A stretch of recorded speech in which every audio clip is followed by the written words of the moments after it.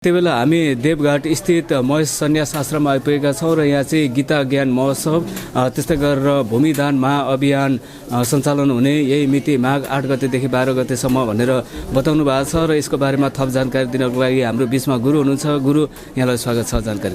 धन्यवाद। यो हाम्रो जुन गीता महायज्ञ महोत्सव त्यस्तै भूमिदान महाअभियान भनेर सञ्चालन गर्न लागिराख्नु भएको छ, यसको बारेमा अलिकति बताइदिनु गुरु। नमस्कार, अभिवादन। म फणीन्द्र प्रसाद पौडेल। यति बेला यहाँ हजुरहरू जुन परिसरमा रहनुभएको छ महेश सन्यास आश्रमद्वारा सञ्चालित महेश संस्कृति गुरुकुलमको म प्रधानाचार्य। यो यति बेला यो त्रिशुली गण्डकी र कृष्णा काली गण्डकीको सङ्गममा रहेको पवित्र पावन तीर्थ हरिहर क्षेत्रमा महेश सन्यास आश्रम अन्तर्गत महेश संस्कृति गुरुकुलम र महेश संस्कृति गुरुकुल विद्यापीठम गरेर आर्ष परम्पराको निरन्तरता स्वरूप गुरुकुलीय शिक्षा प्रदान गर्नका निम्ति गुरुकुल शिक्षा प्रदान सञ्चालन भइरहेको छ। यो महेश सन्यास आश्रमद्वारा सञ्चालित गुरुकुल हो। महेश सन्यास आश्रम विक्रम सम्वत 2050 सालमा ब्रह्मलीन परम पूज्य गुरुवर सन्त शिरोमणि श्री 1008 डाक्टर स्वामी रामानन्द गिरिजी महाराजले वेद विद्याको सम्वर्धनका निम्ति स्थापना गर्नुभएको एउटा धार्मिक संस्था हो र सो संस्थाले महेश संस्कृति गुरुकुलम भनेर माध्यमिक तहको वेद विद्या पठन पाठनको वेद विद्या आश्रम सञ्चालन गरिरहेको छ भने स्नातक र स्नातकोत्तर तह उच्च तहसम्म पनि अध्ययन अध्यापनका निम्ति महेश संस्कृति गुरुकुल विद्यापीठम भनेर क्याम्पस आजभोलि हामीले बुझ्ने भाषामा कलेज सञ्चालन गरिरहेको छ। त्यसै गरी यो गुरुकुलको परिवेशमा देवघाट तीर्थस्थलमा आउने श्रद्धालुहरूका निम्ति अतिथि सेवाको सेवा प्रदान गरिरहेको छ, गौ सेवाको प्रदान गरिरहेको छ। त्यसै गरी विभिन्न आध्यात्मिक ग्रन्थहरू प्रकाशन गरेर अध्यात्म विद्यालाई सर्वसुलभ किसिमले सर्वसाधारणले बुझ्ने गरी ग्रन्थ प्रकाशन मार्फत आफ्ना कार्यक्रमहरू सञ्चालन गरिरहेको छ। यो 2050 सालदेखि आजसम्म आउँदा महेश संस्कृति गुरुकुलले गुरुकुल सञ्चालन, महायज्ञ सम्पादन, ग्रन्थ सम्पादन, अतिथि सेवा, गोसेवा, सन्त सेवा, भक्त सेवा लगायतका कर्महरू सञ्चालन गर्दै आइरहेको थियो र छ। यसै सन्दर्भमा गुरुकुलको वर्तमान कार्ययोजना अनुसार अब हाम्रो वेद विद्यामा रहेका राम्रा कुराहरू नयाँ पुस्तामा हस्तान्तरण गर्ने एउटा महान अभियान सहित अनुसन्धान केन्द्र सञ्चालन गर्ने ब्रह्मलीन गुरुदेवको सदिच्छा अनुरूप रामानन्द अनुसन्धान केन्द्र भनेर एउटा अनुसन्धान केन्द्रको परियोजना अगाडि सारिएको छ, संस्थाले अगाडि सारेको छ। त्यो वेद विद्याको प्रवर्धन गर्ने, अध्यात्म विद्यालाई सर्वसाधारणले पनि बुझ्ने गरी उहाँहरूको पहुँचमा पुर्याउने गर्नका निम्ति प्रसारण गर्ने उद्देश्यले यो रामानन्द अनुसन्धान केन्द्र स्थापित भएको छ र यसलाई अहिले चाहिँ यसलाई भौतिक रूपमा पनि सम्वर्धन गर्नका निम्ति प्रवर्धन गर्नका निम्ति एउटा योजना अगाडि सारिएको छ। त्यो योजनालाई पूर्णता प्रदान गर्नका निम्ति महेश सन्यास आश्रमले रामानन्द अनुसन्धान केन्द्रको निर्माणार्थ अथवा रामानन्द अनुसन्धान केन्द्रको भौतिक संरचना पूर्णताका निम्ति जनसहभागिताको अपेक्षा गरेर भूमिदान महाअभियान सञ्चालन गरेको छ। आज यो मकर सङ्क्रान्तिको दिनदेखि यो महिनाभरि गुरुकुलले अग्रसारित गरेको वेद विद्या प्रवर्धन गर्ने अभियान रामानन्द अनुसन्धान केन्द्रको भौतिक संरचना पूर्तिका निम्ति श्रद्धालुहरूलाई हामीले आह्वान गरेका छौँ। देवघाटको पवित्र स्थानमा यहाँहरूले माटो समाएर वेद विद्या प्रवर्धन गर्ने गुरुकुलको यो अभियानमा सहभागिता जनाउन सक्नुहुन्छ। यहाँहरूले विगतमा पनि आश्रम गुरुकुलले आह्वान गरेका सम्पूर्ण कर्महरूमा साथ सहयोग र श्रद्धा अर्पण गर्नुभएको छ। आजसम्म यहाँहरूले देख्नुभएको छ जे जति यो भौतिक, आध्यात्मिक र शैक्षिक समुन्नति भएको छ यो सबै श्रद्धालु दाताहरूको मुठीदानद्वारा, सन्तहरूको तपस्याद्वारा यो भइरहेको छ। यो अभियानमा पनि यहाँहरू सबैलाई हामी जोडिन आह्वान गर्दछौँ।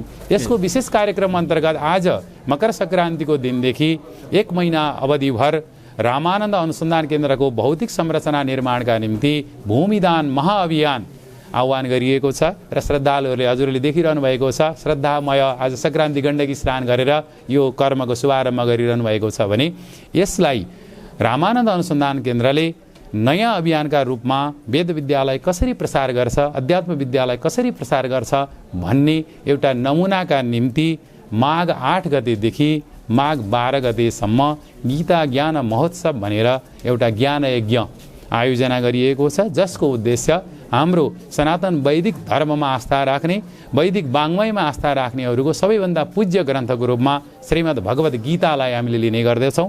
गीता लोक कल्याणकारी, व्यक्तिको सर्वविध समुन्नतिको एउटा आधार भएको हुनाले गीताले कसरी व्यक्तिलाई, समाजलाई, राष्ट्रलाई र विश्वलाई नै सन्मार्ग प्रदान गर्न सक्दछ भनेर गीताका रहस्यहरूलाई नयाँ पुस्ताले बुझ्ने गरी एउटा प्रशिक्षणात्मक कार्यक्रमको रूपमा एउटा उदाहरणका निम्ति रामानन्द अनुसन्धान केन्द्रले त्यसलाई अग्रसारित गरेको छ। उदाहरणका निम्ति यहाँलाई मैले निवेदन गरौँ, वेदले बताएका कुराहरूलाई अक्षरशः वर्णन गरिएको श्रीमद् भगवद् गीतामा जीवन व्यवस्थापन कसरी गर्न सकिएला, व्यक्तिका तनाव व्यवस्थापन कसरी गर्न सकिएला, समाजको सर्वदा अभ्युन्नति कसरी गर्न सकिएला र भक्ति योग, ज्ञान योग अनि कर्मयोगलाई कसरी हामीले अलग अलग किसिमले बुझेर अध्यात्म विद्याद्वारा जीवनलाई सफलीभूत बनाउन सकिएला भन्ने प्रशिक्षणात्मक कार्यक्रमको रूपमा लिएका छौँ। ज्ञान महायज्ञका नाममा विभिन्न कर्महरू हामीले पनि गर्दै आएका छौँ, यत्रतत्र यहाँहरूले जहाँ पनि देख्न सक्नुहुन्छ। तर हाम्रो अनुरोध छ, गुरुकुलले अग्रसारित गरेको यो अभियान यहाँहरूले अहिलेसम्म अनुभव गरेका यज्ञ महायज्ञ भन्दा अलिक पृथक किसिमको छ। यो ज्ञान महायज्ञ हो। कति फरक पनि पायौँ र रामानन्द अनुसन्धान केन्द्र चाहिँ निर्माण हुन गइरहेछ भन्नु बताइसक्नु भएको छ होइन। यो चाहिँ अब कहिलेसम्ममा सम्पन्न हुने हो र यहाँ चाहिँ कसले लाभ लिन सक्नुहुन्छ र यो कसरी चाहिँ यो सञ्चालन हुन्छ? एकदमै यहाँले अत्यन्त सान्दर्भिक प्रश्न गर्नुभएको छ।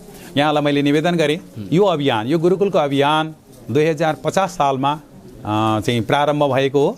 ब्रह्मलीन सद्गुरुदेव डाक्टर स्वामी रामानन्द गिरिजी महाराजले प्रारम्भ गर्नुभएको छ। यो आजसम्म आइपुग्दाखेरि यसले एउटा माध्यमिक तहदेखि स्नातकोत्तर तहसम्मको सम्पूर्ण शिक्षा प्रदान गरिरहेको छ र यो गुरुकुलमा आचारसहित उत्पादित भएको जनशक्ति भोलि समाजमा गएर काम गर्नका निम्ति अझै दक्ष बनोस्, आफूले केही सिकेर जाओस्, अनुसन्धानमुखी बनोस् भन्ने सन्दर्भले अनुसन्धान केन्द्रको अवधारणा अगाडि ल्याइएको हो। विशेष गरी यहाँलाई मैले निवेदन गर्दछु, हाम्रो वैदिक सनातन धर्ममा रहेका कुराहरू हिजो पनि उपयोगी थिए, आज पनि उपयोगी छन् र भोलि पनि हुनेछन्। तर एउटा के भन्ने समस्या भनौँ अथवा दुर्भाग्य भनौँ, हामीले हिजोको पुस्ताबाट हामीलाई हस्तान्तरण भएको त्यो वेद विद्याको सौन्दर्य, त्यसको आह्लादकता, त्यसको जुन प्रगाढ ज्ञान राशि छ, हामीले आज हाम्रा भाइ छोरा नाति भान्जा भान्जीलाई हस्तान्तरण गर्न सकेनौँ भन्ने कुरा समस्याको रूपमा देखा परेको छ।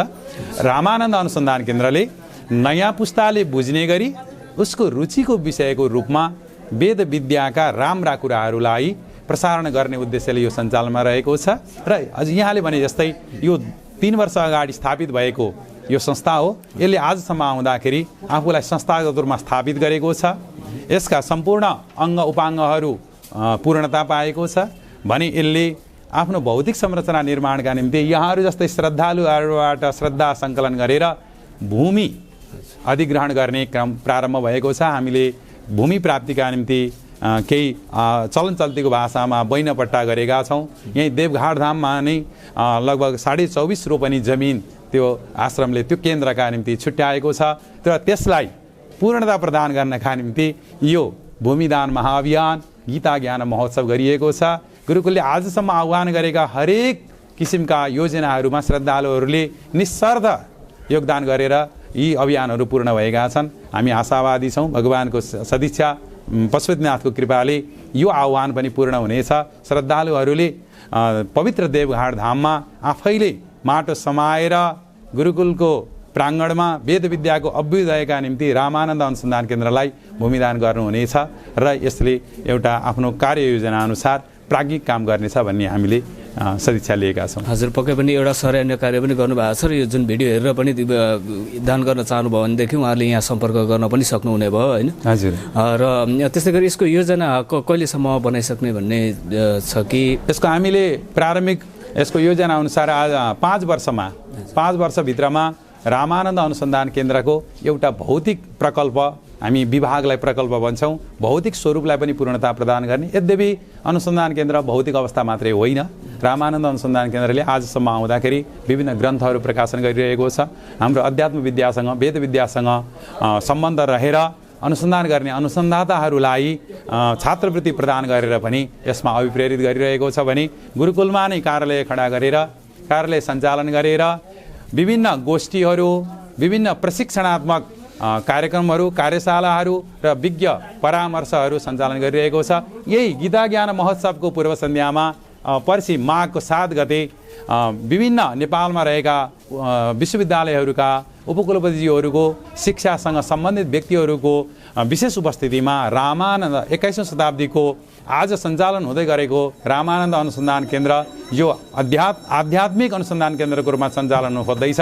त्यो आध्यात्मिक अनुसन्धान केन्द्रले आजको समाजको र व्यक्तिको चाहना अनुरूप के कस्ता कर्महरू गर्नुपर्छ भनेर विज्ञहरूको परामर्श लिनका निम्ति 7 गते माघको 7 गते विज्ञ परामर्श एउटा बैठक पनि आयोजना गरेका छौँ र हामीले आशा छ श्रद्धालुहरूको साथ र सहयोग प्राप्त भयो भने पक्कै पनि निर्धारित समयभित्रमा नै अनुसन्धान केन्द्रले एउटा भौतिक रूपमा पनि पूर्णता प्राप्त गर्नेछ भने यसको त कम अनुसन्धानमुखी अध्ययनमुखी कर्म भएको हुनाले यो चलिरहेको छ र यो निरन्तर रूपमा चलिरहनेछ। हजुर, पक्कै पनि अहिले त हामीले अलिकति बुझ्ने अवसर पायौँ र आगामी दिनमा चाहिँ त्यो भवनको पनि हामी अवश्य चाहिँ दृश्यहरू र त्यसको बारेमा अवश्य जानकारी पनि राख्ने नै छौँ। लगभग हामी अन्त्यमा पनि छौँ र जाँदा जाँदै मैले सोध्न बिर्सेको हजुरलाई भन्न छुटेको के जस्तो लागेको यो यहाँहरूले नै मुठीदान गरेर भिक्षादान गरेर सन्तहरूको अगुवाईमा यो वेद विद्या संरक्षणको अभियानहरू सञ्चालन भएका छन्। आजसम्म पनि हामी यसमा गौरव गर्छौँ।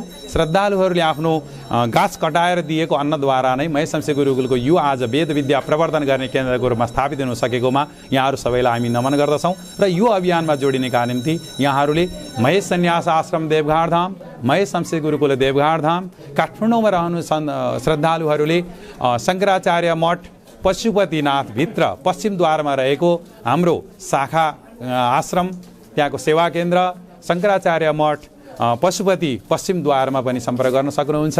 त्यसै गरी पोखरा मासबार पुष्करेश्वर महादेव मन्दिरमा पनि आश्रमको सेवा केन्द्र रहेको छ, त्यहाँ पनि गर्न सक्नुहुन्छ भने हेटोडामा पनि त्यहाँ रहनुभएका आश्रमका प्रतिनिधिहरू मार्फत यहाँहरूले आफ्नो श्रद्धा राशि यो अभियानमा सहभागिता जनाउन सक्नुहुन्छ।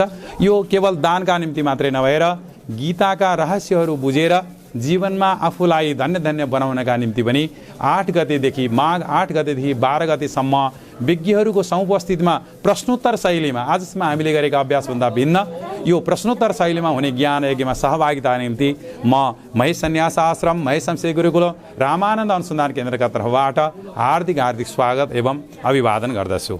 गुरु, यो गीता महोत्सव त्यस्तै भूमिदान अभियानको बारेमा एउटा बुझ्ने अवसर दिनुभयो। हजुरको समय र जानकारीको लागि धेरै धेरै धन्यवाद। धन्यवाद।